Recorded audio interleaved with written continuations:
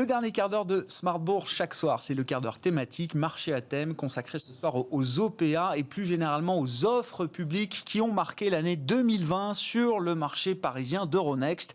Et on en parle avec Olivier Guignon qui est à mes côtés en plateau, associé gérant de la banque d'affaires Alantra. Olivier, bonsoir et bienvenue. Bonsoir. Ravi de vous retrouver sur ce plateau avec ce 9e baromètre des offres publiques donc, qui porte sur l'année 2020 et qui nous donne une vision globale, quantitative, chiffrée de ce qui s'est passé en termes d'opérations sur les entreprises cotées sur Euronext. Déjà, on constate qu'en termes de nombre d'opérations, on est plutôt dans la partie haute de ce qu'on a pu observer au cours des années précédentes, Olivier. Tout à fait, on a une augmentation assez sensible. Alors, on est à 39 offres publiques qui ont été déposées ou annoncées, 32 déposées, 7 annoncées, ce qui montre d'ailleurs une accélération sur la fin de l'année, on verra. L'année dernière, il y en avait 2 de moins, l'année d'avant, il y en avait 10 de moins, et donc on revient finalement à un niveau 2017 qui était de l'ordre de 42, donc vraiment les belles années. Le record doit être 45 offres publiques dans une année, donc on est vraiment dans une très belle année. La croissance était déjà amorcée l'année dernière, et elle s'est accentuée cette année. Et on voit les perspectives d'ailleurs de 2021 dans le sillage de ce qu'on a pu observer de 2020 très clairement. Oui, vous notez 7 opérations annoncées qui montrent qu'en fin d'année, une fois qu'on y a vu peut-être un peu plus clair sur les conséquences de la crise pandémique, on a vu des offres ressortir, comme on dit, Olivier. Tout à fait, c'est ça. Il y a eu vraiment, la principale explication, je dirais, de cette augmentation du nombre d'offres publiques sur 2020, c'est effectivement voir comment le premier semestre s'est passé. Ouais. Mais surtout, je dirais, il y a eu un effet d'opportunité très fort. Si vous avez quelques instants, je vais peut-être le développer. Bien sûr. C'est au début de l'année 2020, lorsqu'il y a eu cette crise sanitaire qui a commencé en mars, il faut bien voir ce qui s'est passé. Les opérations sur le marché privé, donc non cotées, sont trouvées arrêtées à 80%. Les investisseurs, qu'est-ce qu'ils ont fait? Ils ont réorienté les flux d'investissement vers le côté. Pourquoi? Dans un premier temps, ils sont allés penser les plaies de leur participation pour les investisseurs financiers. Puis très rapidement, ils ont vu les mouvements erratiques qui se sont installés sur la bourse. Ils sont allés prendre quelques positions pour certains. Et d'autres y ont vu une opportunité incroyable d'investir parce que finalement, la bourse, les processus de vente ne s'arrêtent jamais. À partir du moment où la cotation est là, le processus ne s'arrête jamais. Et donc, vous avez vu ces investisseurs, et ça explique notamment pourquoi les investisseurs financiers, finalement, représentent plus du double des initiateurs l'année dernière, se sont réorientés. Ils avaient besoin d'investir. La bourse a baissé, on a vu que les indices avaient baissé sur l'année, donc ils se sont dit, c'est encore un effet d'aubaine à exploiter. Il y a eu vraiment ce mouvement-là. Et puis, parallèlement, je dirais, tout s'est aligné quelque part pour que ces offres se démultiplient. Les fondateurs, dirigeants des sociétés cotées, ont vu l'opportunité d'accueillir de façon encore plus bienveillante que par le passé un investisseur qui allait les épauler pour traverser cette crise, d'une part. D'autre part, les aider éventuellement à financer des build-up parce que certains de leurs concurrents n'allaient pas forcément bien traverser cette crise et donc pouvoir aller saisir quelques opportunités de consolidation. Et troisième point, toujours ces fondateurs contrôlants de sociétés cotées se sont dit, je vais être un peu moins exigeant que je ne l'ai été par le passé. Je ne vais pas demander de cash-out, par exemple, parce que ce n'est pas là que je vais réaliser vraiment ma grosse plus-value. Mais je vais donc demander à ce fonds de venir financer l'offre publique, de la fronter, et de retirer la société de la cotation. Et à l'abri de la cotation, on va réaliser le business plan tel qu'il était prévu initialement. Donc, il y a une espèce d'alignement, si vous voulez, d'effet d'opportunité des fonds, d'attraction qu'ont pu trouver les fondateurs. Voilà. Et cet alignement d'intérêts qui montre aussi toujours cette perméabilité qu'on a entre le côté et le non-côté, finalement, qui sont deux mondes qui sont parfois très entremêlés.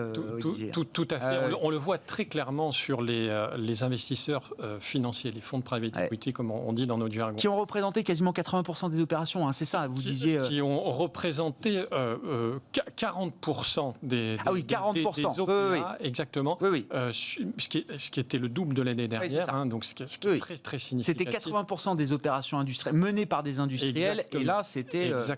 Exactement. Et c'est effectivement les investisseurs financiers déjà par le passé, et c'est ce qui expliquait déjà que l'année dernière, on était sur un mouvement haussier, regarder la bourse avec beaucoup d'intérêt parce que souvent, des valeurs étaient mal couvertes par la bourse. Et on en avait déjà parlé l'année dernière, notamment les valeurs du mid-market, qui ne sont pas forcément aussi bien couvertes que le large cap, moins d'analystes, des sociétés plus contrôlées, le flottant un peu plus réduit, donc des valeurs pas forcément là.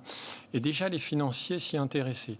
Deuxièmement, les financiers ont été éduqués de plus en plus à la chose boursière. Donc, ils sont capables de passer du non-coté au côté de plus en plus facilement, vraiment avec une aisance beaucoup plus forte qu'avant. Et puis, il y avait eu l'abaissement aussi du seuil de retrait de cotation, qui était passé de 95% à 90%. Mais là aussi, ça a encouragé un certain nombre de fonds qui ne peuvent pas avoir de participation cotée et qui se disent, bon, je vais lancer une opération, mais elle sera retirée de la cote, donc je serai effectivement avec une participation non cotée. Et là, on revient sur le privé. Une espèce de mouvement balancier permanent.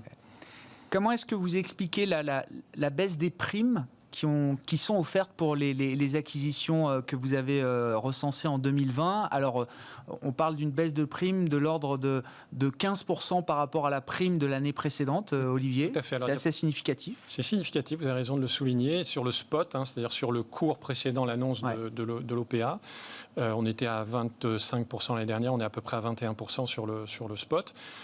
Plusieurs raisons. D'abord, la baisse des indices boursiers. Le CAC a fait moins 7, le SBF 120 a fait à peu près moins 6. Et bien donc, il y a une espèce de parallélisme que l'on trouve. Deuxièmement, beaucoup plus de financiers, comme on l'indiquait à l'instant, ont déposé des offres publiques. Or, les financiers, ils sont peut-être moins capables de pricer, ou ils ont peut-être un peu moins envie. Plus dur dans la négociation. Absolument. De pricer des synergies qu'un industriel serait prêt à pricer, ou qu'un industriel serait prêt à pricer pour aller acheter son concurrent. Là, le financier, il rentre moins dans cette logique. Et je dirais que ces deux éléments expliquent déjà vraiment très, très significativement la baisse des primes. Vous l'avez dit d'un mot, mais c'est vrai que c'est une tendance qu'on observe depuis plusieurs années. On en a parlé régulièrement avec vous, Olivier. L'idée qu'on a de plus en plus d'offres, alors ce que vous dites, des offres dites de fermeture, qui visent à retirer les sociétés de la cote. Tout à fait. C'est des offres qui sont lancées par un initiateur qui a déjà le contrôle, soit parce qu'il vient d'acquérir un bloc majoritaire, soit parce qu'il l'avait déjà de toute éternité et qui dit, j'en ai assez de la bourse, je vais me ressortir. C'est très important pour un investisseur de s'assurer d'avoir le contrôle avant de lancer une offre. Donc on est à la recherche vraiment, lorsqu'on est initiateur d'une OPA, d'une rampe de lancement assez significative pour se donner le maximum de chances d'atteindre le seuil de 90. Donc plus cette rampe est élevée au départ, la probabilité d'atteindre le seuil de 90 est forte. Et comme les financiers du private equity, souvent dans leur règlement de fonds, leur interdisent de vivre avec une société cotée, la probabilité d'atteindre le seuil 90 est très importante pour eux. Donc ils recherchent vraiment ça. Ça correspond aussi souvent à des sociétés du mid-market qui sont plus familiales, plus contrôlées, à taille plus humaine, financièrement plus abordable. Et là aussi, on s'oriente vers des offres de fermeture. Donc, c'est vrai, c'est un mouvement alors là qui est très clair, très régulier, qui se renforce d'année en année.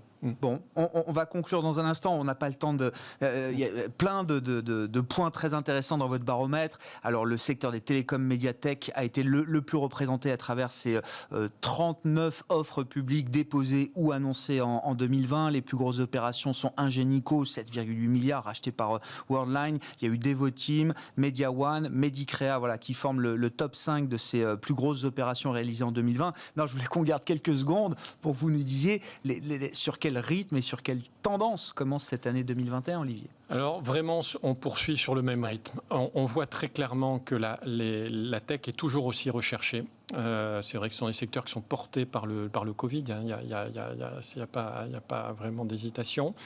Donc on va retrouver un tiers des offres publiques. On est vraiment sur cette tendance-là, des offres publiques qui sont sur le secteur de la tech, du télécom.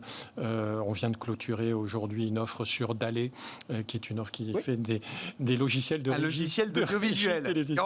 Toutes les télés connaissent Dalet. Voilà, on était très fiers d'annoncer cette offre. Donc c'est C'est une tendance très très forte, ça c'est très clair. On le voit dans le gaming, dans le domaine des jeux vidéo, qui est un secteur très tech, et un certain nombre de sociétés sont cotées dans cet univers. La santé également va être poussée. Donc les tendances sont là, c'est des tendances qui quand même s'inscrivent assez durablement, donc vraiment des tendances de fond.